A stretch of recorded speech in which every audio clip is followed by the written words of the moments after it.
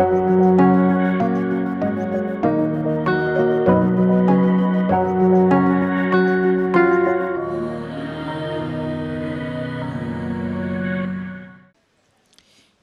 പേര് റിൻസി, ഭർത്താവിൻ്റെ പേര് ആൽബി. ഞങ്ങളുടെ സ്ഥലം കുമ്പളങ്ങി. എൻ്റെ ഭർത്താവിന് കഴിഞ്ഞ ഏപ്രിൽ മാസം കടുത്ത ഛർദിലും വയറുവേദനയും മൂലം ഹോസ്പിറ്റലിൽ കൊണ്ടുപോയി. ഗ്യാസിൻ്റെ പ്രശ്നമാണെന്ന് പറഞ്ഞാണ് ഞങ്ങൾ പോയത്. ഡോക്ടറിനോട് വിവരങ്ങൾ പറഞ്ഞപ്പോൾ ഡോക്ടർ പറഞ്ഞു ഒരു എൻഡോസ്കോപ്പി ചെയ്യണമെന്ന്. എൻഡോസ്കോപ്പി ചെയ്യാൻ വേണ്ടി പിറ്റേ ദിവസം ഞങ്ങൾ അവിടെ ചെന്നു. അവിടെ എൻഡോസ്കോപ്പി ചെയ്തപ്പോൾ ഡോക്ടർ പറഞ്ഞു എൻഡോസ്കോപ്പി പൂർത്തിയാക്കാൻ പറ്റിയില്ല, ബ്ലോക്ക് മൂലം ക്യാമറ ഉള്ളിലേക്ക് പോണില്ലെന്ന് പറഞ്ഞു. അങ്ങനെ ഞങ്ങളോട് പറഞ്ഞു ഒരു സ്കാൻ ചെയ്യണം, എന്നിട്ട് നമുക്ക് എന്താണെന്നുള്ളത് ബാക്കി പറയാം എന്ന് പറഞ്ഞു. അങ്ങനെ സ്കാൻ ചെയ്യാൻ വേണ്ടി കൊണ്ടുപോയി. റിസൾട്ട് വന്നപ്പോൾ ഭർത്താവിന് ക്യാൻസറാണെന്ന് പറഞ്ഞു. ആമാശയത്തിൽ ലിംഫോമ എന്ന ക്യാൻസറാണെന്ന് പറഞ്ഞു. ഉടനെ തന്നെ ഒരു ഓപ്പറേഷൻ വേണമെന്ന് പറഞ്ഞു. ഞങ്ങൾ അത് കേട്ടപ്പോൾ ആകെ തളർന്നു പോയി. എന്ത് ചെയ്യണമെന്ന് അറിയാതെ അമ്മയോട് പ്രാർത്ഥിച്ചുകൊണ്ടേ ഇരുന്നു. ഡോക്ടർ പറഞ്ഞു ഇപ്പോൾ ഓപ്പറേഷൻ ചെയ്യാനുള്ള ആരോഗ്യസ്ഥിതി ഭർത്താവിന് ഇല്ലെന്ന് പറഞ്ഞു. കാരണം ഒന്നും കഴിക്കുവാനോ വെള്ളം പോലും കുടിക്കുവാനോ ഭർത്താവിന് സാധിക്കില്ലായിരുന്നു. നേരത്തെ കഴിച്ചിരുന്ന ഭക്ഷണം മൂക്കിൽ കൂടി ട്യൂബിട്ട് കളയണമായിരുന്നു. ഒരു തുള്ളി വെള്ളം പോലും കൊടുക്കുവാനും പാടില്ല. കോട്ടണിൽ നനച്ച് മാത്രമേ ചുണ്ട് നനച്ച് കൊടുക്കാൻ പാടുള്ളൂ എന്ന് പറഞ്ഞു. അങ്ങനെ അവിടെ അഡ്മിറ്റാക്കി. ഡോക്ടർ പറഞ്ഞു ഇപ്പോൾ നമുക്ക് ട്രിപ്പ് സ്റ്റാർട്ട് ചെയ്യാമെന്ന് പറഞ്ഞു. അങ്ങനെ 5 ദിവസം ട്രിപ്പ് സ്റ്റാർട്ട് ചെയ്തു. ഈ ട്രിപ്പ് സ്റ്റാർട്ട് തുടങ്ങി 2-ാം ദിവസമായപ്പോൾ ഞങ്ങളുടെ അടുത്ത കട്ടിലിൽ ഒരു കലവൂർന്ന് പറഞ്ഞ ഒരു ചേട്ടനെ കൊണ്ടുവന്ന് കിടത്തി. ആ ചേട്ടൻ്റെ ഭാര്യയുടെ കയ്യിൽ കൃപാസനം പത്രമുണ്ടായിരുന്നു, തൈലവും ഉണ്ടായിരുന്നു. ഞാനിങ്ങനെ ജപമാല ചൊല്ലി, ഞങ്ങൾ 2 പേരും ജപമാല ചൊല്ലിക്കൊണ്ടിരുന്നപ്പോൾ ചേച്ചി ഞങ്ങളുടെ അടുത്ത് വന്ന് പറഞ്ഞു ഞാൻ ഈ കൃപാസനം പത്രം തരാം, ഇത് വായിച്ചു കൊണ്ടിരിക്കുമെന്ന് പറഞ്ഞു. ഞങ്ങൾ സ്നേഹപൂർവ്വം അത് വായിച്ചു. ചേച്ചി തൈലം പുരട്ടി തന്നു. ആദ്യത്തെ ദിവസം എനിക്കറിയില്ലാഞ്ഞു, ഉടമ്പടി എടുത്തവർ മാത്രമേ ആ തൈലം എടുക്കാൻ പാടുള്ളൂ എന്ന്. ചേച്ചിനോട് പറഞ്ഞു ഒന്നും കൂടി ആ തൈലം എനിക്ക് തരുമോ, നല്ലൊരു ആശ്വാസം എൻ്റെ ഭർത്താവിനുണ്ടെന്ന് പറഞ്ഞു. ചേച്ചി പറഞ്ഞു മോളെ ഞാനത് പ്രാർത്ഥിച്ച് പുരട്ടി തന്നോളാം എന്ന് പറഞ്ഞു. അങ്ങനെ ചേച്ചി തന്നെ പുരട്ടി തരികയും അവർ 3-ാം ദിവസം അവർ ഡിസ്ചാർജ് ചെയ്ത് പോവുകയും ചെയ്തു. ചേച്ചി പറഞ്ഞു ഒന്നുകൊണ്ടും മോള് പേടിക്കണ്ട, മോള് പോയി ഉടമ്പടി എടുത്താൽ മതി എന്ന് പറഞ്ഞു. ഞാൻ പറഞ്ഞു ചേച്ചി തീർച്ചയായും ഞാൻ എൻ്റെ ഭർത്താവിനെ ഡിസ്ചാർജ് ചെയ്ത് കഴിഞ്ഞാൽ ഉടമ്പടി എടുക്കും, ഓൺലൈനിലൂടെയെങ്കിലും ഭർത്താവിനോട് എടുപ്പിക്കുമെന്ന്. അപ്പോൾ എൻ്റെ ഭർത്താവിന് കൂടുതൽ അങ്ങോട്ട് ഇവിടെ വരുവാനുള്ള അത്ര വിശ്വാസം ഞങ്ങൾ നേരത്തെ ഇല്ലാഞ്ഞു. പക്ഷേ എൻ്റെ ഭർത്താവ് പറഞ്ഞു എനിക്ക് എൻ്റെ മാതാവ് എന്നെ സൗഖ്യപ്പെടുത്തുമെന്ന് എന്നെ പറഞ്ഞിരുന്നു. അങ്ങനെ ഞങ്ങൾ 5 ദിവസം ട്രിപ്പ് കൊടുത്തു കഴിഞ്ഞപ്പോൾ ഡോക്ടർ പറഞ്ഞു ഇനി ട്രിപ്പ് മാത്രം കൊടുത്തുകൊണ്ട് കാര്യമായില്ല, കാരണം വെയിറ്റ് നല്ലോണം ഉണ്ടെങ്കിൽ മാത്രമേ ഓപ്പറേഷൻ ചെയ്യാൻ പറ്റുള്ളൂ എന്ന് പറഞ്ഞു. ഒരു പ്രോട്ടീൻ പൗഡർ ഉണ്ട്, ആ പ്രോട്ടീൻ പൗഡർ കൈയുടെ ഞരമ്പിൽ കൂടിയല്ല കഴുത്തിൻ്റെ ഞരമ്പിൽ കൂടി വേണം കയറ്റാമെന്ന് പറഞ്ഞു. അതിന് 5000 രൂപ വില വരുമായിരുന്നു. ഞങ്ങളെ മാതാവ്, ഞാൻ അമ്മയോട് ആ നിമിഷം പ്രാർത്ഥിച്ചു, അമ്മേ ഞാൻ വന്ന് ഉടമ്പടി എടുത്തുകൊള്ളാം, അമ്മ എൻ്റെ ഭർത്താവിന് സൗഖ്യം നൽകണം, ഞാൻ വന്ന് കൃതജ്ഞത പറഞ്ഞുകൊള്ളാം. കാരണം എല്ലാവരും കൃതജ്ഞത പറയുമ്പോൾ ഞാൻ ഇവിടെ നേരത്തെ വന്നുകൊണ്ടിരുന്ന ചെന്ന് ഇടയ്ക്കൊക്കെ വരുമായിരുന്നു. അപ്പം ഞാൻ പറയും മാതാവ് എനിക്കൊരു കൃതജ്ഞത പറയാനുള്ള അവസരം നീ എനിക്ക് തരണം. ആ ഒരു അവസരമാണ് മാതാവ് എനിക്കിപ്പോൾ തന്നിരിക്കുന്നതെന്ന് പൂർണ്ണമായി ഞാൻ വിശ്വസിക്കുന്നു. ഞാനങ്ങനെ പ്രാർത്ഥിച്ചുകൊണ്ട് ജപമാലയും ചൊല്ലിക്കൊണ്ട് ഇരുന്നേച്ചു. ഡോക്ടർ പറഞ്ഞു നമുക്ക് 5 ദിവസം വരെ ഇയാൾക്ക് ആ പ്രോട്ടീൻ പൗഡർ കയറ്റിക്കൊണ്ട് ഇരുന്നു. അത് കഴിഞ്ഞ് ഡോക്ടർ പറഞ്ഞു നമ്മൾക്ക് ഒരു കാര്യം ചെയ്യാം, ഒരു എമർജൻസി സ്കാൻ ചെയ്യണമെന്ന് പറഞ്ഞു. അതിലൂടെ നമുക്ക് ഓപ്പറേഷൻ എങ്ങനെ വേണം, എത്രയും വലുതാണെന്ന് അപ്പോൾ പറയാമെന്ന് പറഞ്ഞു. ആദ്യത്തെ ഓപ്പറേഷന് 2 ലക്ഷം രൂപയാണ് പറഞ്ഞിരുന്നത്. ഞങ്ങൾ അത് ആകെ എന്ത് ചെയ്യണമെന്ന് അറിയാതെ ഞാൻ ഡോക്ടറിനോട് പറഞ്ഞു ഗവൺമെൻറ് ഹോസ്പിറ്റലിലേക്ക് ഞങ്ങളെ മാറ്റിത്തരണം. കാരണം അതിനുള്ള സാമ്പത്തിക സ്ഥിതി എൻ്റെ കയ്യിലില്ല. ഞാനും എൻ്റെ ഈ ഇളയ മോളും മാത്രമേ ഇപ്പോൾ കൂടെയുള്ളൂ. ഞങ്ങൾക്ക് വേറെ ആരുമില്ല.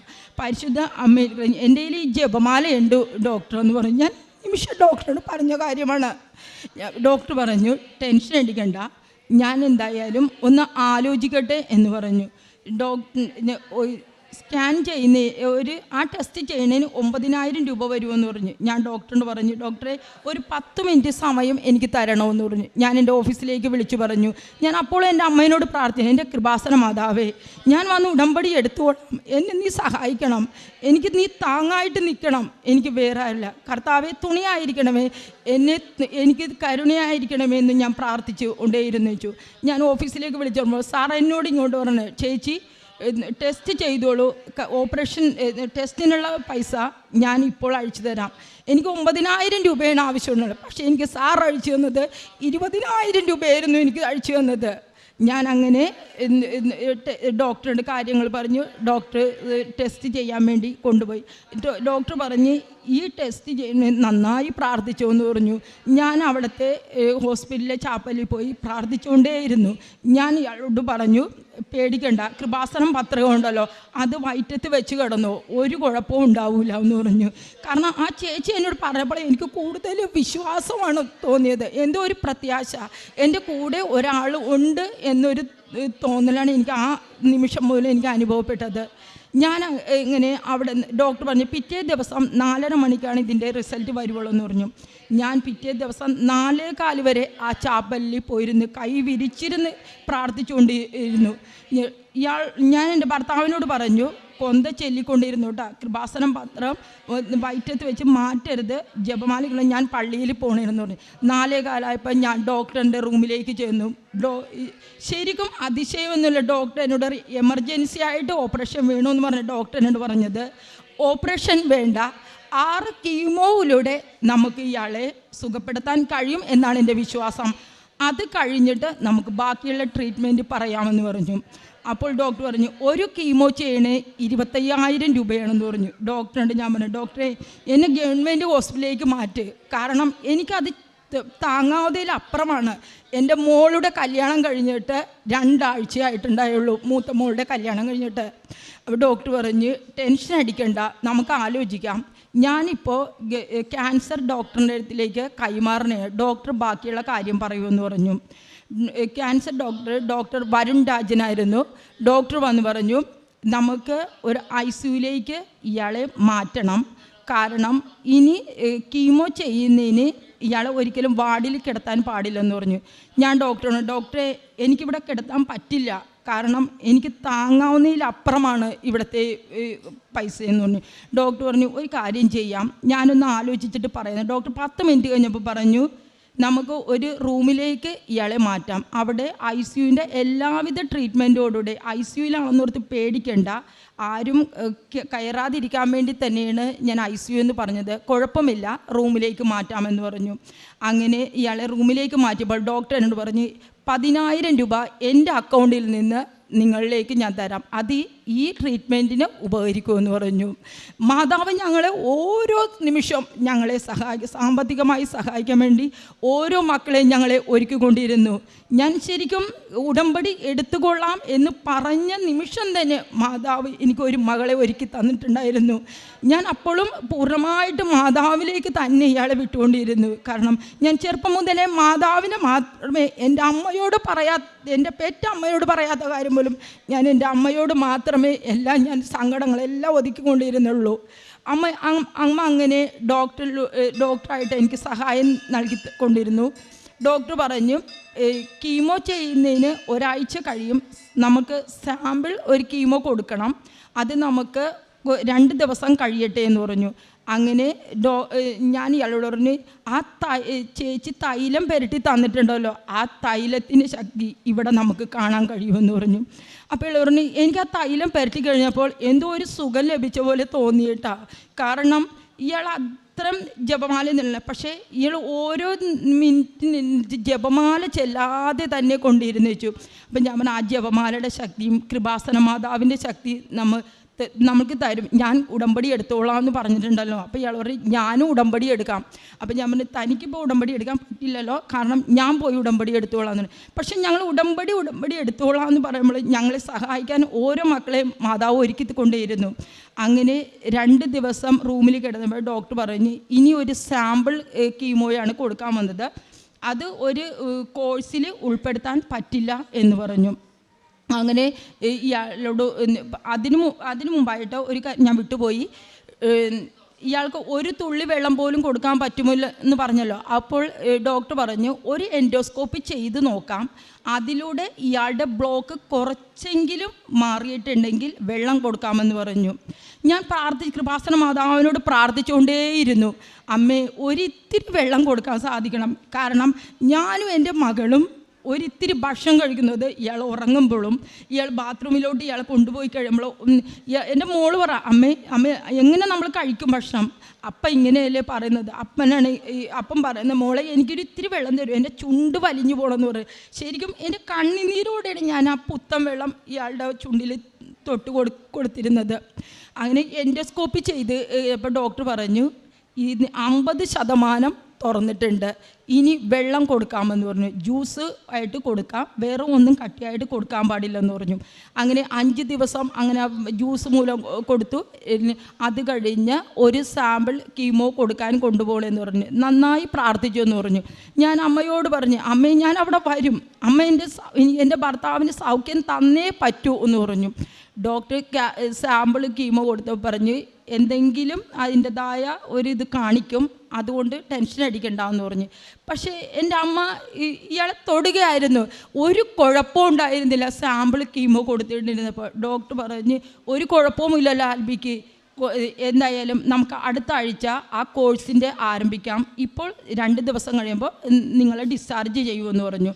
അപ്പോൾ ഞാൻ ഡോക്ടറെ എനിക്ക് 25,000 രൂപ എനിക്ക് താങ്ങാൻ പറ്റൂല കേട്ടോ എന്ന് പറഞ്ഞു. അപ്പോൾ ഡോക്ടർ പറഞ്ഞു നിങ്ങൾ വീട്ടിലേക്ക് പോയിക്കോ, ഞാൻ നിങ്ങളെ വിളിച്ചുകൊള്ളാം എന്ന് പറഞ്ഞു.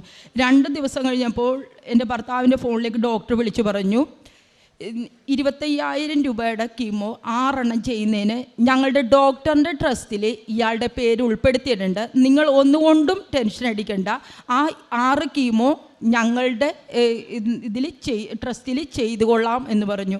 അമ്മ അങ്ങനെ ഞങ്ങൾ ഒരുപാട് സഹായിച്ചിട്ടുണ്ട്. അപ്പോഴും ഇയാളെന്നോട് പറഞ്ഞു അമ്മ സുഖപ്പെടുത്തും, ഞാനൊന്ന് ഉടമ്പടി എടുക്കാം, എനിക്കൊന്ന് കൃപാസന മാതാവിൻ്റെ അടുത്ത്. അപ്പം ഞാൻ പറഞ്ഞു എന്തായാലും നമുക്ക് പൂർണ്ണമായി സുഖം പ്രാപിക്കുമ്പോൾ അവിടെ നമ്മൾ ചെല്ലുമല്ലോ, ചെന്നിരിക്കും എന്ന് പറഞ്ഞു. അങ്ങനെ 6 കീമോയും സെപ്റ്റംബർ അതോടെ 6 കീമോയും അവസാനിച്ചു. അത് കഴിഞ്ഞ് ഡോക്ടർ പറഞ്ഞ് ഇനി ഒരു പെറ്റ് CT ഉണ്ട്, അത് ചെയ്യുന്നതിന് 20,000 രൂപയാണെന്ന് പറഞ്ഞു. എൻ്റെ ഡോക്ടർ പറഞ്ഞ പ്രകാരം അവർ 18,000 രൂപയിൽ തന്ന് 2,000 രൂപ കുറച്ചു. അപ്പോഴും ഞാൻ ഡോക്ടറെ ഞാൻ എന്ത് ചെയ്യും, ഈ 18,000 രൂപ എങ്ങനെ ഞാൻ ശരിയാക്കും? അപ്പം ഞാൻ അതിനു മുമ്പായിട്ട് ഇയാളെ ഡിസ്ചാർജ് ചെയ്ത് കഴിഞ്ഞ് ജൂൺ 29-ാം തീയതി വന്ന് ഞാൻ ഉടമ്പടി എടുത്തപ്പോൾ ഞാൻ ആദ്യത്തെ നിയോഗം ഇത് വെച്ചാണ് പ്രാർത്ഥിച്ചിരുന്നത്. 2ാമത്തെ നിയമം എൻ്റെ മോൾക്ക് BSc നേഴ്സിങ്ങിന് അഡ്മിഷൻ കിട്ടണം, കാരണം അവൾ നേഴ്സിംഗ് മതി എന്നുള്ള ഒരു കാര്യം മാത്രമേ എന്നോട് പറഞ്ഞുള്ളൂ. ഞാൻ ഉടമ്പടി എടുത്തിട്ട് ഈ മാതാവിനോട് പ്രാർത്ഥിച്ചുകൊണ്ടിരുന്നുണ്ട്, മാതാവേ എനിക്ക് ഇത് സാധിച്ച് തരണം, കാരണം ഞാൻ ഒറ്റയ്ക്ക് ഇവിടെ ആദ്യമായിട്ടാണ് ഞാനിവിടെ ഒറ്റയ്ക്ക് വരുന്നത്, പക്ഷേ എനിക്കിത് സാധിച്ച് തന്നേ പറ്റുള്ളൂ, എനിക്ക് അമ്മയോടല്ലാതെ വേറെ ആരോടും എനിക്ക് പറയാനില്ലെന്ന് പറഞ്ഞു. അങ്ങനെ ഞാൻ ഉടമ്പടി എടുത്ത് പത്രം ഞാൻ എൻ്റെ ഓഫീസുകളിലും കൊണ്ടേ കൊടുത്തു. ഹിന്ദുക്കൾക്കാണ് ഞാൻ കൊടുത്തപ്പോൾ അവർക്ക് അത്ര വിശ്വാസം തോന്നില്ല. ഞാൻ പറയും ഇതൊന്ന് വായിച്ചാൽ മാത്രം മതി, വേറെ ഒന്നും വേണ്ട, വായിച്ചാൽ മാത്രം, അതിലൂടെ നിങ്ങൾക്കൊരു സന്തോഷം ഉണ്ടാവും എന്ന് പറയും. അങ്ങനെ ഞാൻ പിറ്റേ ദിവസം അവരെന്നോട് പറഞ്ഞു കൊണ്ടുപോകാ ചേച്ചി ഞങ്ങൾ വായിക്കാമെന്ന് പറഞ്ഞു. അങ്ങനെ ഞാൻ എൻ്റെ ഓഫീസുകളിലും അയൽവാസികളിലും കൊടുത്തു. 2 ആഴ്ച കൂടുമ്പോൾ കുമ്പസാരിക്കണമെന്ന് പറഞ്ഞു. ഞാൻ ജോലിയും കഴിഞ്ഞ് പോയി കുമ്പസാരിക്കും. അതുപോലെ തന്നെ എന്നാലാവുന്ന ഒരു കാരുണ്യ പ്രവൃത്തി ഞാൻ ചെയ്തുകൊണ്ടേ അങ്ങനെ ഇരുന്നു. അങ്ങനെ ഞാൻ ആദ്യത്തെ ഉടമ്പടി എടുത്ത് വന്ന് തീർന്നത് ഒക്ടോബർ 2-ാം തീയതിയാണ്. ഞാൻ ഈ കഴിഞ്ഞ ഒക്ടോബർ 2-ാം തീയതി പുതുക്കലിൽ വന്നിട്ടുണ്ടായിരുന്നു. പുതുക്കിയപ്പോൾ ഞാൻ അമ്മയോട് പറഞ്ഞു, അമ്മേ ഞാനിപ്പോൾ HCT എടുക്കുകയാണെങ്കിൽ എൻ്റെ അമ്മയുടെ അടുത്ത് എൻ്റെ ഭർത്താവിനെ ഞാൻ കൊണ്ടുവരും, അച്ഛൻ്റെ ആശീർവാദം ഞാൻ മേടിക്കും, എന്നിട്ട് മാത്രമേ ഞാൻ ഈ HCT എടുക്കുകയുള്ളൂ എന്ന് പറഞ്ഞാണ് ഞാനിവിടെ നിന്ന് 2-ാം തീയതി പോയത്. കഴിഞ്ഞ 23-ാം തീയതി എൻ്റെ ഭർത്താവിനെ ഞാനിവിടെ കൊണ്ടുവന്നു. 27-ാം തീയതി ആയിരുന്നു പെഡ് സീറ്റ് പറഞ്ഞത്. 23-ാം തീയതി എനിക്ക് ഒഴിവായതുകൊണ്ട് ഞാനിവിടെ അമ്മയുടെ അടുത്ത് കൊണ്ടുവന്നു. അച്ഛൻ്റെ ആശീർവാദവും എല്ലാം മേടിച്ചു. തൈലം പുരട്ടി കഴിഞ്ഞപ്പോൾ ഇയാൾ പറഞ്ഞ് എനിക്കെന്തോ ഒരു തണുപ്പ് പോലെ തോന്നിയത്. ഇനി പെഡ് സീറ്റ് ഒന്നും എടുക്കണ്ട, അതിനുള്ള പൈസയൊന്നും ഇല്ലല്ലോ, അതൊക്കെ മാതാവ് സുഖം പ്രാപിച്ചിട്ടുണ്ട്. അപ്പോൾ ഞാൻ പറഞ്ഞു എനിക്ക് സാക്ഷ്യം പറയണം, അതിന് പെഡ് സീറ്റ് എടുത്തേ പറ്റുള്ളൂ എന്ന് പറഞ്ഞു. അങ്ങനെ ഞങ്ങൾ ഇവിടെ നിന്ന് പോയി 27-ാം തീയതി പെഡ് സീറ്റ് എടുത്തു. പെഡ് സീറ്റ് എടുക്കാൻ എൻ്റെ കയ്യിൽ 11,000 രൂപയെ തലേ ദിവസം വരെ എൻ്റെ കയ്യിൽ ഉണ്ടായിരുന്നുള്ളൂ. 7,000 രൂപയും കൂടി എനിക്ക് വേണം. അപ്പം എന്ത് ചെയ്യുമെന്ന് എൻ്റെ ഓഫീസിലുള്ളവരപ്പോൾ ഞാൻ പറഞ്ഞു അതൊക്കെ തരും, മാതാവ് തരുമല്ലോ, മാതാവ് ഉണ്ടല്ലോ, അത് മാതാവ് തന്നോളും, എനിക്കൊരു ടെൻഷൻ എനിക്ക് തോന്നണില്ല, കൃപാസന മാതാവ് അത് ഒരുക്കി തന്നോളും എന്ന് പറഞ്ഞു. ഞാൻ എൻ്റെ വീട്ടിൽ 5:30 മണിയായപ്പോൾ ചെന്നപ്പോൾ എൻ്റെ ഫോണിലൊരു മെസ്സേജ് വന്നിക്കണം 3,000 രൂപ വന്നെന്നും പറഞ്ഞ്. അത് കഴിഞ്ഞ് എൻ്റെ ഫോണിൽ ഞാൻ നോക്കിയപ്പോൾ 18,000 രൂപ വേണ്ട എനിക്ക് 18,500 രൂപ എൻ്റെ അക്കൗണ്ടിലേക്ക് വന്നു. ഞാൻ അമ്മയോട് ആ നിമിഷം തന്നെ നന്ദി പറഞ്ഞു. അമ്മേ, നീ എനിക്ക് ഇത്രയും വലിയ അനുഗ്രഹം തന്നെ, ഞാൻ എന്ത് പുണ്യമാണ് അമ്മ ചെയ്തതെന്ന്. ഞാനൊരു പാപിയാണ്, കാരണം എനിക്ക് പെട്ടെന്ന് അരിച്ചോണ്ട് ഞാൻ എന്താ പറയണതെന്ന് അറിയില്ല. അമ്മേ, എന്തുമാത്രം ഞാൻ വേദനിപ്പിക്കുന്നു, പക്ഷെ അമ്മ ഇത്രയും മാത്രം എന്നെ സ്നേഹിക്കുന്നുണ്ടല്ലോ എന്ന് പറഞ്ഞു. ഞാൻ എല്ലാവരോടും ആ നിമിഷം തന്നെ വിളിച്ചു പറഞ്ഞു എനിക്ക് പൈസ റെഡി ആയിട്ടാ, ഇനി എനിക്ക് ഒന്നുകൊണ്ട് പണില്ല, ടെസ്റ്റിൽ വിജയം തന്നെയാണ് കേട്ടാന്ന് പറഞ്ഞു. അപ്പോൾ എൻ്റെ ഓഫീസിലുള്ളവർ വിളിച്ചു, ചേച്ചിയുടെ വിശ്വാസം എന്തായാലും അത് തന്നെ ആകട്ടെ, ഞങ്ങൾക്കും ഒരു വിശ്വാസമുണ്ട് ചേച്ചി, കാരണം ചേച്ചി ഒരിത്തിരി നിമിഷം കിട്ടും പോലും ജപമാല പിടിക്കാതെ ചേച്ചി ജോലി എടുക്കാറില്ലല്ലോ എന്ന് പറഞ്ഞു. ഞാൻ ആ ഒരു വിശ്വാസത്തിൽ അമ്മയോടുള്ള കൃപാസന മാതാവിനെ എൻ്റെ ഭർത്താവിലേക്ക് ഞാൻ സമർപ്പിച്ചുകൊണ്ട് ഞാൻ പെഡ് സീറ്റ് എടുക്കാൻ ചെന്നു. ആ പെഡ് സീറ്റ് എടുക്കുന്ന നിമിഷം വരെ ഞാൻ അവിടെ ഇരുന്ന് കൃപാസന മാതാവിൻ്റെ പ്രത്യക്ഷത്തിൻ്റെ ബുക്ക് എൻ്റെ കയ്യിലുണ്ടായിരുന്നു, അതുമായിട്ടാണ് ഞാൻ പോയത്. അത് ഞാൻ നെഞ്ചത്ത് കഴിച്ചിട്ട് അമ്മേ നീ ചെല്ലണം, ഈശോയെ നീ അവിടെ ചെല്ലണം, ബാക്കി ആരായാലും അതൊരു ഉപകരണം മാത്രമാണ്, നീ അവിടെ ചെന്നിരിക്കണം, എന്തെങ്കിലും ഒരു ഇത് കാണിച്ച് തന്നേക്കണം, അവിടെ എനിക്ക് അത്ഭുതം കണ്ടു. അപ്പോൾ റിസപ്ഷനിലുള്ള പെങ്കൊച്ച് പറഞ്ഞു ചേച്ചിയുടെ പ്രാർത്ഥന ഒന്നും ഉണ്ടാവില്ല, ചേച്ചി ടെൻഷൻ അടിക്കണ്ടെന്ന് പറഞ്ഞു. ആ മകളോട് പറഞ്ഞു മകളെ എനിക്ക് വേറെ അല്ല, ചേച്ചിക്ക് വേറെ ആരുമില്ല കൂടെ വരാൻ. ഞാൻ പറഞ്ഞു എനിക്ക് വേറെ ആരുമില്ല മോളെ കൂടെ, അമ്മയുണ്ടല്ലോ എൻ്റെ കൂടെ എന്ന് പറയും. ഞങ്ങൾ അവിടെ നിന്ന് വന്നു. പിറ്റേ ദിവസം റിസൾട്ട് മേടിക്കഴിഞ്ഞപ്പോൾ ഇയാളെന്നെ വിളിച്ചുകൊണ്ടേയിരുന്നു, എന്തായാലും അവിടെ എത്തിയോ? ഞാൻ പറഞ്ഞു ടെൻഷൻ അടിക്കണ്ട, മാതാവ് തന്നെ കാത്തുകൊള്ളും, താൻ ടെൻഷൻ അടിക്കാതെ ജപമാല ചൊല്ലിക്കൊണ്ടിരുന്നു, ഒരു കുഴപ്പം ഉണ്ടാവില്ല, സന്തോഷകരമായിട്ട് തന്നെയായിരിക്കും ഞാൻ വരുന്നതെന്ന് പറഞ്ഞു. അങ്ങനെ എനിക്ക് റിസൾട്ട് വന്നു. ഇയാളുടെ ശരീരത്തിൽ ഒരു തടിപ്പ് പോലുമില്ല, നേരത്തെ കാണിച്ചിരുന്ന ക്യാൻസറിൻ്റെ തടിപ്പിൻ്റെ ലക്ഷണം പോലും ഇയാളുടെ ശരീരത്തിലുള്ള ഇല്ല. ഡോക്ടർ എന്നോട് പറഞ്ഞത് ഇതൊരു ശരിക്കും ഒരു അതിശയം തന്നെയാണ്, ധൈര്യമായിട്ട് ആൽബി പണിക്ക് പോയിക്കോട്ടെ എന്ന് പറഞ്ഞു. ഡോക്ടർ ഒരു സ്വീറ്റ് തരികയും ഡോക്ടർ എഴുന്നേറ്റ് വന്ന് ഇയാൾ ഷെയ്ക്കാൻഡ് കൊടുക്കുകയും ചെയ്തു. എന്നോട് അവിടെ നിന്ന് ചോദിച്ചാൽ ആ നേഴ്സുമാർ ചേച്ചിയുടെ പ്രാർത്ഥന, ഞാൻ പറഞ്ഞു എൻ്റെ മോളെ എൻ്റെ ഒരു വല്ല പോലെ കൃപാസന മാതാവിൻ്റെ ഞാൻ ഉടമ്പടി എടുക്കാമെന്ന് പറഞ്ഞ ആ നിമിഷം തന്നെയാണ് മാതാവ് എൻ്റെ ഭർത്താവിൻ്റെ ശരീരത്തിൽ വന്ന് തൊട്ടത്. അതെനിക്ക് പൂർണ്ണമായി വിശ്വാസമുണ്ട്. ഇത്രയും വലിയൊരു അനുഗ്രഹം എനിക്ക് തന്ന അമ്മയ്ക്കും ഈശോയ്ക്കും 1000 ഞാൻ നന്ദി പറഞ്ഞുകൊള്ളുന്നു.